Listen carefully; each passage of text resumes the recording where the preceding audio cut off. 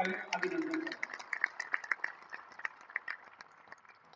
आज हमारा अधिवेशन उस पवित्र भूमि पे हो रहा है जो कि गौतम बुद्ध को शिक्षा मिली थी और जिसके माध्यम से जो संसार में दूसरे देवी देवताओं के नाम पे पाखंड मचाया जाता है, चमत्कार दिखाया जाता है, तथागत गौतम बुद्ध ने कहा बुद्धि और विवेक किसी की सोच का आधार होता है। आज की ये भूमि,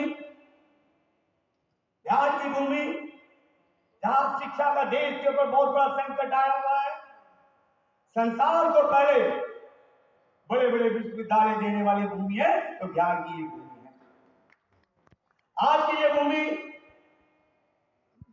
कर्पूरी ठाकुर जिन्होंने सामाजिक न्याय को कमली जामा पहनाने का काम किया, उस जगह को अपने अधिवेशन के चुनने के लिए मैं वाम संघ के नेताओं का हार्दिक अभिनंदन और स्वागत करता हूं। साथियों, आज ये अधिवेशन जिस पृष्ठभूमि में हो रहा है, देश के अंदर मानवता, समानता, बंधुता पूरी तरह से नेतापुर हो रही है। आज जो नई शिक्षा नीति आपके सामने लाई जा रही है, इसके माध्यम से जो भी स्कूल में संवैधानिक अधिकारों की तय बाबा साहब ने संविधान दिया था, विभिन्न सरकारों के, चाहे ब्राह्मणवादी सरकार होने के बावजूद देश के अंदर कुछ स्कूल खोलने की जो कोशिश हुई, उन स्कूलों को बंद करने का काम इस सरकार द्वारा धीरे धीरे किया जा रहा है। इस सरकार में जो वैज्ञानिक थोड़ी बहुत शिक्षा जो दी जा रही है, जो अंग्रेजों के आने के बाद देश में वैज्ञानिक आधार रखा, उस शिक्षा नीति को खत्म करते हुए यहाँ पर अभी कोशिश कर रहे हैं कि इसका रामायण रखी जाए, महाभारत रखा जाए, पाखंड के दृश्य रखा जाए, ताकि लोगों के अंदर तर्क शक्ति खत्म हो जाए। आज इस शिक्षा नीति के द्वारा दोहरी शिक्षा देश के अंदर लाई जा रही है। एक ओर तो सरकारी स्कूल बंद किए जा रहे हैं, दूसरी ओर प्राइवेट स्कूल बड़े लंबे लंबे जहां करोड़ों की फीस लगती है। अभी जवाहरलाल नेहरू यूनिवर्सिटी के अंदर एक मजदूर का बच्चा पढ़ के पीएचडी कर सकता था, आज एक डॉक्टरी की करने के लिए ही खाली ग्रेजुएट के लिए करोड़ों रुपए लगते हैं। आज इंजीनियरिंग डिग्री करने के लिए करोड़ों रुपए लगते हैं। इसका मतलब देश के मूल निवासी एससी, एसटी, ओबीसी, माइनॉरिटी, इनके अंदर बामसेब के नेतृत्व में जो क्रांति आई है, सोच आई है, कुछ इकट्ठा होने शुरू हुए हैं। हालांकि पूरी तरह से एकत्रित नहीं हुआ, पूरी तरह से यदि 90% एकत्रित हो जाए, यदि 90% का आधा हिस्सा भी एकत्रित हो जाए, तो इस मनुवादी सरकार को जब मर्जी उखाड़ के फेंका जा सकता है। ये हमारी कमी को भी हमें ध्यान देना चाहिए। ऐसे समय में याद आता है कि पुष्पमित्र सिंह ने किस प्रकार से सत्ता परिवर्तन करके इस देश के अंदर पाखंड बांधा है, इस देश के अंदर चमत्कार की नीतियां शुरू करी। विश्वविद्यालय जो विश्व प्रसिद्ध थे, उनको जलाया गया, बहुत भिक्षुओं को सर काटने के बल सोने की तैनात की गई। आज वही काम आज किया जा रहा है। आज आस्था के नाम पर, धर्म के नाम के ऊपर खिलवाड़ किया जा रहा है। आदमी का चेहरा, पहनावा, दाढ़ी लेके उसे कत्ल किए जा रहे हैं। आज की सरकार जब बाकी लोग जो कहते हैं बांग्लादेश के हिंदुओं के ऊपर सहारा मारे जा रहे हैं, ये सत्य है कि बांग्लादेश के अंदर लोगों को उसको मारा जा रहा है, परंतु ये वहां के उपद्रवीकरण है। परंतु भारत के अंदर जो सरकारी धार्मिक स्थलों को तोड़ने की बात करती है, सुप्रीम कोर्ट ये कहती है कि भगवान राम अयोध्या में पैदा हुए, इसका कोई सबूत नहीं है, फिर भी वो मंदिर बनाने का कानून बना दिया। इससे ज्यादा जाहिर बात क्या होगा। ये बांग्लादेश से भी बुरी हालत इस देश में कर दी गई है शासन में, पाकिस्तान से बुरी हालत इस देश में कर दी गई है।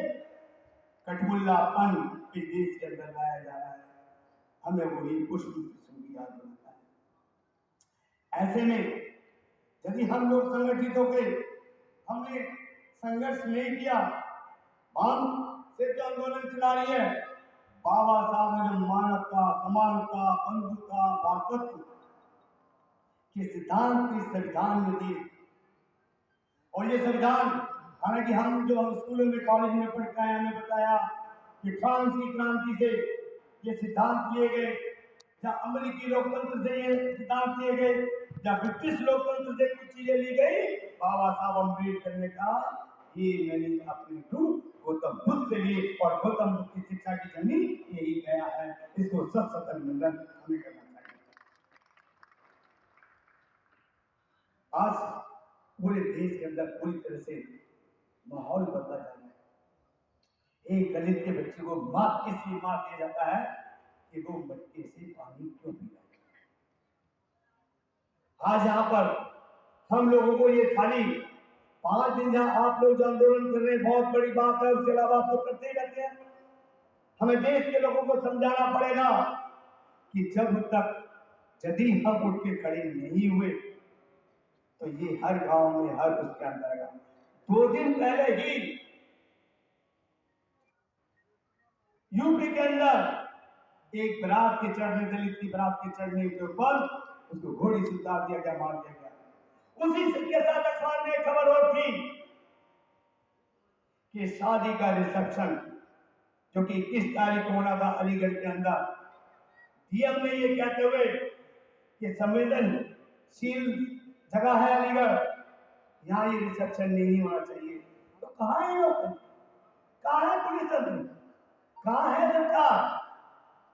तो हमें इन चीजों के ऊपर आज जो माननीय हमारे लोकसभा के विधानसभा के पूर्व चेयरमैन साहब ने कहा कि अमित शाह ने कल कहा कि बाबा साहब का क्या नाम रख रहे हो। निसंदेह इस सरकार को बाबा साहब एक चुटकुली तीर की तरह से लगते हैं। हम जिस बाबा साहब की फोटो के अंदर जो मूर्ति जो संसद के अंदर लगी थी, जो संसद की ओर इशारा करके कहती है कि आपने यहाँ पर लेना है, बड़े दुख और दुर्भाग्य की बात है जब पूरा भारत इस साल लोकसभा चुनाव की गिनती की तैयारी कर रहा था, उसकी पूर्व संध्या में 3 जून को बाबा साहब की मूर्ति को उसके मूल स्थान से हटा दिया गया और उसको बताया नहीं गया पहले कहां किया गया।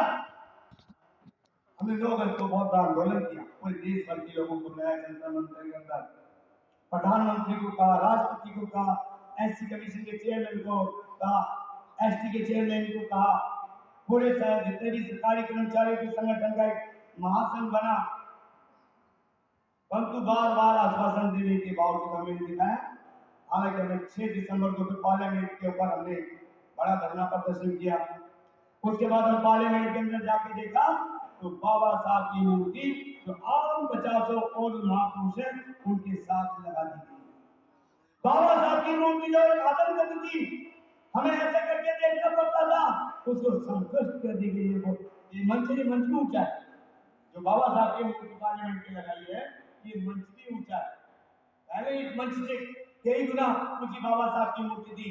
ये साफ तौर पे बाबा साहब के नाम से बहुत डरते हैं और बाबा साहब को किसी तरह से धीरे धीरे करके, और अभी आपने पार्लियामेंट्री डिबेट में देखा सावरकर का नाम उसमें लिया गया कि संविधान बनाने में उनका बहुत और बहुत से लोगों का नाम लिया गया।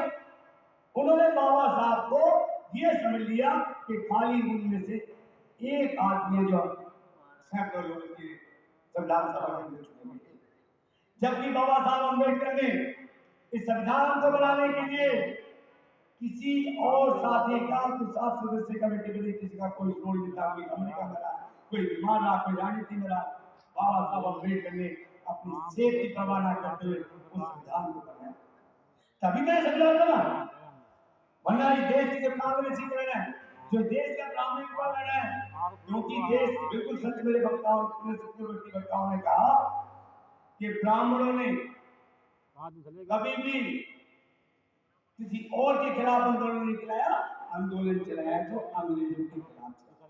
वो क्यों चलाया? क्योंकि यहाँ पर दलितों के पहले बच्चे को मार दिया जाता था, उसकी रोक लगाई। उन्होंने एक बार शिक्षा का राज दिया, लाज मेघालय की शिक्षा जिसके बारे में बदनाम की कोशिश करती है। राजा का बेटा हो चाहे ठगेला का बेटा हो, सबको बराबरी पढ़ने का अधिकार उन्होंने दिया। इंडियन पीनल कोड जो देश में लागू किया कि राजा का बेटा हो, ब्राह्मण का बेटा हो या एक वाल्मीकि कटिक चमार का बेटा हो, सबको बराबर का ही दंड मिलेगा, एक सजा का प्रावधान मिलेगा। ये चीज हमको बड़ी चुप रही। आज भी आरएसएस के लोग कहते हैं कि भगवान किसी के घर पे किसी बच्चे को जन्म देता है तो वो जन्म इसलिए देता है, वो ये चाहता है